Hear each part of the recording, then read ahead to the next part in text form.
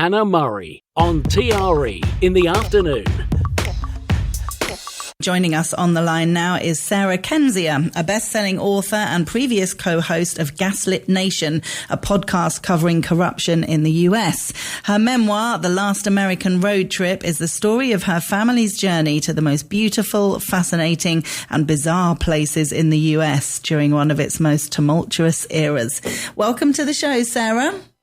Oh, thank you for having me. Oh, it's a pleasure. Thanks so much for joining us. And I love how your book combines so many things. You've got politics, you've got what's happening in the world, you've got family adventures and memories and American history. It's all in there. Oh, yeah. I think it's all interconnected, so it should be. Yeah. So where did the inspiration for the book and the trips come from? Well, I'm a mother of two, and in 2016, I became worried that America was going to change in a way for the worse, and in a kind of permanent way due to political corruption and also climate change. So I became determined to take my children and to show them as much of the country as I could before this happened. So between 2016 and 2024, we drove all over the place to see national parks, historic sites, crime scenes, just anything that kind of reflected the reality of the country, good or bad. And so the book takes place between, those 8 years as the country changed dramatically and as my children grew up. Oh, amazing. I bet you've got some incredible memories and photographs of it all. Oh, yes.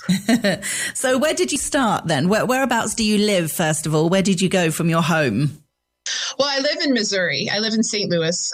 So I'm right in the center of the country, which is an important thing for a road trip book, because it meant that wherever we went, we would drive in every direction. So this is a book that explores a lot of places in America that are usually not visited, that are underrepresented, and that we would pass along the way. And so we could see the landscape change before our eyes in every direction. And I mean, physically, environmentally, politically. One thing I appreciated about doing this is that it debunked stereotypes and generalizations about different regions in advance before my children could form them. You could see the diversity of our country. You could see things for what they really are. You could witness, major changes that were happening during this era. COVID probably being the most transformative in terms of how people live their lives, and see it firsthand and not have to rely on the opinions of pundits or politicians or other people who frame things in a very simplistic and divisive way. Yeah. And was it difficult traveling around during COVID? Because there were lots of restrictions, wasn't there? Oh, yeah. I mean, we didn't travel very far during COVID. One of the places I took them to was in Missouri. It's a town called Florida. So I kind of tricked them and said, hey, guys, we're going to Florida. They were a bit disappointed by this. I took them to Florida, Missouri, population 0. But it's the hometown of Mark Twain. It's where he was born. And I went there in part because I knew, with a population of 0, that there was no one we could catch COVID from, but also to kind of show them that history because he is such a seminal American figure. And if you live in Missouri, if you live near the Mississippi River, you're constantly encountering his presence. I think there's a lot to learn from his life, from his recollections of the Civil War, both in fiction and nonfiction, his frustration with corruption and a feeling of constantly being on the verge of losing the country he loves. And so I wanted to show my children that. But I also, it's a place, Florida, Missouri is a place where you can see the Milky Way. It's so deserted that all the stars shine bright. And so I wanted them to be able to see wonders like that at such a tragic time, at a time of so much death and loss. Oh, yeah. Amazing. And tell us about, I know you've sort of explored as much as possible Route 66. I mean, obviously that spans a massive, massive area of the country. How much did you see and how did you navigate it? Over time, we saw all of it. Goes from Chicago to California. We didn't see all of it at once. There's a little edge at the end. There's a little bit in California, but I always thought, someday, we'll save that for later. We'll save that, so we have a treat. And I think a lot of it burnt down in the fires this year. It sort of goes to my point that, there's an urgency in this book to capture everything. Yeah, Route 66 is really representative of America. It'll turn 100 next year. At the time, it was this road of escape, this road of romance, but it was romanticized in a way that no one alive can really remember it in its prime. There's this mythology about it. And then when you drive it, it's broken into detours, it's turned into frontage roads. A lot of places in it are broken down and abandoned. And so it does stand in for what has happened to America in my lifetime. Notably, it was decommissioned by Ronald Reagan, the president who set the scene for the new American reality and broke a lot of the institutional protections that had existed before I was born. And you kind of see that on Route 66. But again, you also see a lot of beauty. You also see a lot of creativity, a lot of strange monuments and shrines, hand-built by average Americans, just put on the roadside. And so it's a very interesting place to kind of explore this country from the bottom up. Yeah, I bet. And what about national parks? There's obviously loads over America. Which ones did you go and visit? Oh, we went to as many as we could. I think we went to over 24. Some of them are famous, like Yellowstone and Glacier. Some like Hot Springs, or in Arkansas, or Theodore Roosevelt National Park in North Dakota are lesser known. I'm very glad that we saw them, and we did. We saw quite a lot before COVID. And we also saw them, Trump had threatened from the start of his first presidency back in 2017 to defund and get rid of the national parks. But it's in this term right now that he's actually making a more vigorous effort to do that. And that absolutely breaks my heart because our parks are beautiful. They're something that all Americans appreciate. It doesn't matter your political perspective. Their ecological importance, their importance to indigenous communities cannot be overstated. And so this book, I hope it's not just a memory of beautiful things that were. I hope it's something that inspires people to protect them, but I also hope that my children will grow up and be able to revisit a lot of these places and see the efforts that Americans put in to protecting them for generations to come. Oh, definitely. And are your kids particularly interested in history? I always thought as a child it makes such a difference when you're visiting places as opposed to sitting in a classroom and learning about them from copying dates down on a blackboard. Oh, yes. Yeah. It made it much more vivid for them. And when we set off, they were like 9 and 6, and now they're 17 and 14. And so a lot has changed. And, there were things they didn't understand about the places we saw when they were very young, but they still remember that experience. And when they hear of places or they hear bad things about certain regions, they are, as I said before, able to debunk those stereotypes. But I think it made history just a natural part of their life. It's not a school assignment. It's not something that's strange to do, to go find a historical site, see a museum, see a beautiful park. It's just a regular kind of mode of behavior for our family. And it didn't make them more curious. It made them more likely to read and to try to delve into the history of things. But yeah, there's certain places you just have to see them to really understand them. There's no way around it. And I think in the era of the internet, when there's AI, when there are so many fake images, I'm very glad that they were able to see the real thing and have that ability to discern between something that's fabricated and something that's real. Oh, for sure. And also to explore what's on your doorstep, your home country. It's very easy when you start traveling, or whether it's family holidays or not, the idea of going abroad is really fun and exciting. And, for Americans wanting to explore Europe, for Europeans, the idea of going to America and Asia and things like that are really exciting. But to just explore what's in your home country is really important. And so many people don't do it. Yeah, I mean, Americans also don't explore abroad, in part because it's expensive and it's difficult, but our country is so huge. I think of the number of trips that we've taken as a family. We're a family with not very much money, which is one of the reasons we drove everywhere instead of flying. And we have seen a lot. I've seen 48 out of the 50 states with just Alaska and Hawaii to go.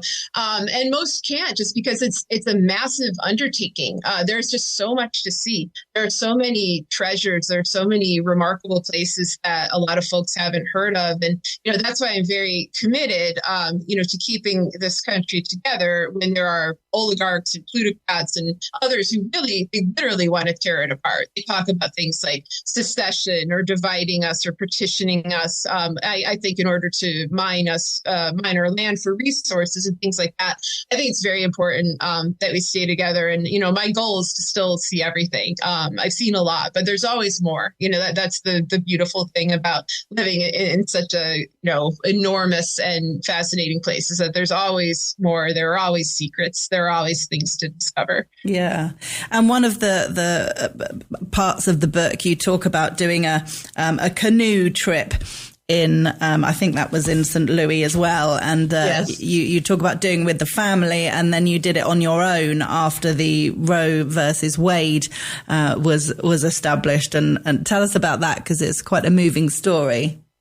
Oh, thank you. Yes. My husband and I had taken a canoe trip on the Mississippi River, very Mark Twain, Huckleberry Finn style. And then a couple of weeks later, this is in 2022, Roe versus Wade was overturned. And my state, Missouri, was the first state that automatically took away our bodily autonomy, our right to bodily autonomy, because of that Supreme Court ruling. We had what they call a trigger law, which means it's automatically enforced. And that hit me much harder than I anticipated it would. I felt that my bodily autonomy, my personhood was under assault in a very violating way. As I ended up, going out with a kayak, going out onto the water just to get out my frustrations. And I saw, other women there, with tears in their eyes, feeling the same way. And the thing, that's crucial here is that, again, a lot of people refer to our country in terms of red or blue or Republican and Democrat.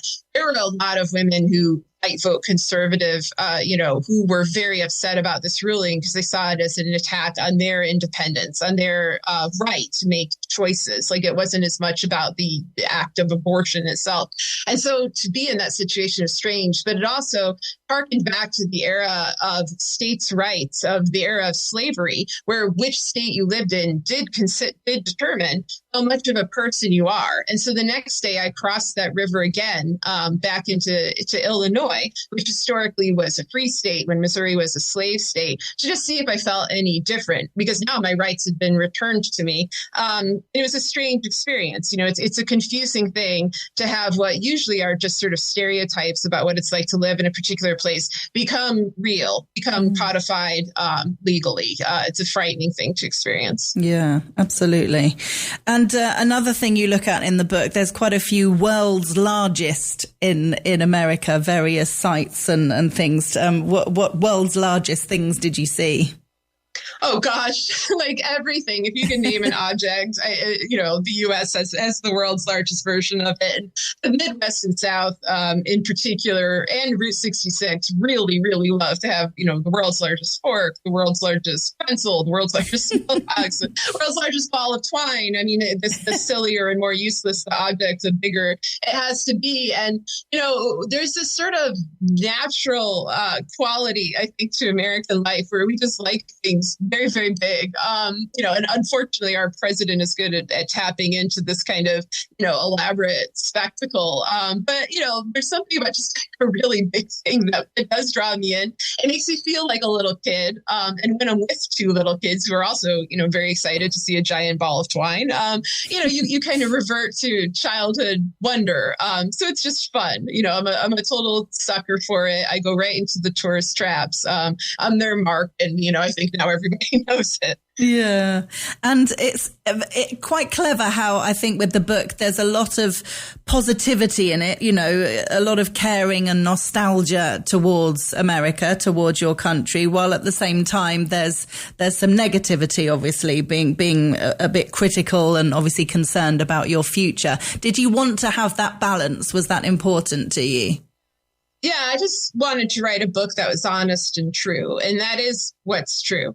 There are a lot of beautiful and wondrous things in America, past and present. And there are also a lot of crimes and corruption and brutality and tragedy. And they often overlap, which is one of the most jarring things about living here. It's like having an unrequited love.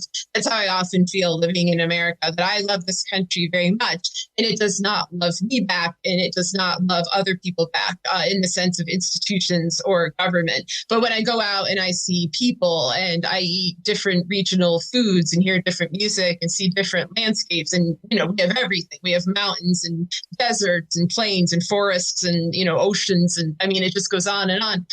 The sheer diversity of it all, you really fall in love, and you want those good qualities to stay. And so, there's some heartbreak in that, especially when you're a mother and you want your children to experience this version of America firsthand, and not just have it be something they read about in a book, the way, say, I read about, buffalo, which, nearly went extinct in America after being a dominant animal, and now they're a rarity. I don't want these things that we treasure to become rare or endangered. I want them to be protected. And so part of my goal, I guess, with the book was that. Yeah.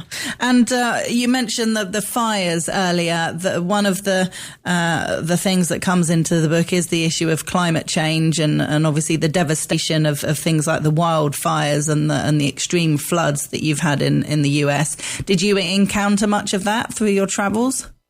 Oh, we were always out running fire. It was unnerving after a while. Every time we went west, we would discover that just a couple of days after we departed from our destination, like in Colorado or in Utah, a fire had burned down the place where we'd had this glorious view of a forest. And we live in Missouri. I mean, my city just got hit by the worst tornado it's had since 1959. So we've witnessed devastation. We know it can come on suddenly. But with climate change, it's different because there's a bit of inevitability to it. You could try to mitigate the damage and try to, do things that are positive to protect it. But we know, the temperature is rising and that things like the Colorado River drying up, it's really awful to behold.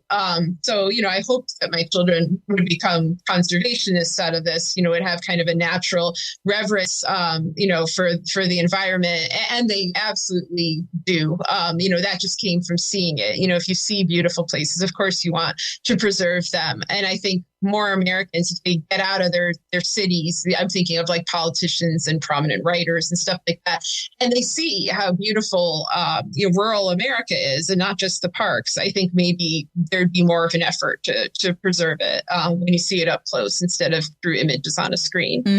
I was going to ask you actually what your kids' interests are, if you don't mind me asking, whether they've become particularly interested in history or the environment or travel or whatever.